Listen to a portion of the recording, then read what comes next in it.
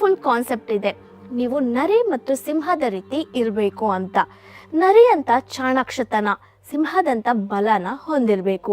ನೀವು ಗಮನಿಸಿದ್ದೀರಾ, ಕೆಲವರು ತುಂಬಾ ಸ್ವೀಟ್ ಆಗಿ ಮಾತಾಡ್ತಾರೆ, ಆದ್ರೆ ಅವ್ರ ಜೊತೆ ಇರೋಕೆ ಡೇಂಜರಸ್ ಅನ್ಸುತ್ತೆ, ಅವರು ನರಿ ಅಂತವ್ರು. ಇನ್ನು ಕೆಲವರು ನೇರವಾಗಿ ಮಾತನಾಡ್ತಾರೆ, ಸ್ಟ್ರಿಕ್ಟ್ ಆಗಿರ್ತಾರೆ, ಅವರನ್ನ ನೋಡಿ ಜನ ಕೇರ್ಫುಲ್ ಆಗಿರ್ತಾರೆ, ಅವರು ಸಿಂಹದಂತವರು. ನಿಮ್ಮ ಜೀವನದಲ್ಲಿ ಈ 2 ಗುಣಗಳು ಇರಬೇಕು. ಯಾಕಂದ್ರೆ ಕೇವಲ ಸಿಂಹವಾಗಿದ್ರೆ ಟ್ರಾಪ್ಗೆ ಸಿಕ್ಕಿ ಬೀಳ್ತೀವಿ, ಕೇವಲ ನರಿಯಾಗಿದ್ರೆ ಜನ ನಿಮ್ಮನ್ನ ತಳ್ಳಿಬಿಡ್ತಾರೆ. ಇದು ಬ್ಯಾಲೆನ್ಸ್ ಗೇಮ್. ನೀವು ಯಾವಾಗ್ಲಾದ್ರೂ ನೋಟಿಸ್ ಮಾಡಿದ್ದೀರಾ, ಯಾರಾದ್ರೂ ನಿಮ್ಮನ್ನ ಸ್ಲೋ ಆಗಿ ಮ್ಯಾನಿಪುಲೇಟ್ ಮಾಡ್ತಿದ್ದಾರಾ ಅನ್ನೋದು? ಮೊದಲು ಸ್ವೀಟ್ ಆಗಿ ಮಾತಾಡ್ತಾರೆ, ನಂತರ ನಿಮ್ಮ ಟೈಮ್, ನಿಮ್ಮ ಎನರ್ಜಿನ ಯೂಸ್ ಮಾಡ್ತಾರೆ, ಕೊನೆಗೆ ನಿಮ್ಗೆ ವ್ಯಾಲ್ಯೂ ಕೊಡಲ್ಲ. ಅಲ್ಲಿ ನೀವು ನರಿಯಾಗಿರ್ಬೇಕು.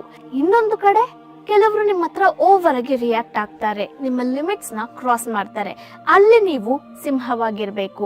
ಇದನ್ನ ನೀವು ಪ್ರಾಕ್ಟೀಸ್ ಮಾಡಬೇಕು.